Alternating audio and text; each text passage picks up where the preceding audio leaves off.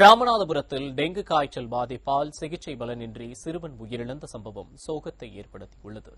ராமநாதபுரம் மாவட்டம் தேவிப்பட்டினத்தைச் சேர்ந்த நாகநாத பூபதி என்பவரின் மகன் சாய்ராம் பாண்டியனுக்கு தொடர் காய்ச்சல் இருந்து வந்துள்ளது.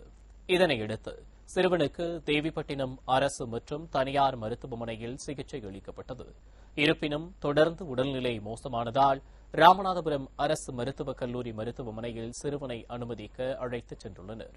அப்போது சிறுவனை பரிசோதித்த மருத்துவர்கள் ஏற்கனவே உயிரிழந்து விட்டதாக தெரிவித்துள்ளனர். இந்நிலையில் தொடர் காய்ச்சல் காரணமாக மேலும் 20க்கும் மேற்பட்டோர் டெங்கு வார்டில் சிகிச்சை பெற்று வருகின்றனர்.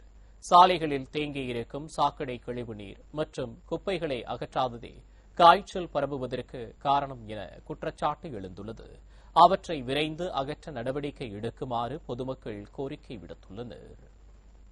நகராட்சியில் இருக்கக்கூடிய அனைத்து வார்டுகளில் இருக்கக்கூடிய இந்த சாக்கடையும் குப்பையை அகற்றினாத்தான் இந்த டெங்கு, மலேரியா போன்ற நோய்கள் இருந்து மக்களை காப்பாற்ற முடியும். உடனடியாக மாவட்ட நிர்வாகம் இதற்கான தீர்வை காண வேண்டும் என்று இந்த நேரத்தில் கேட்டுக்கிறேன்.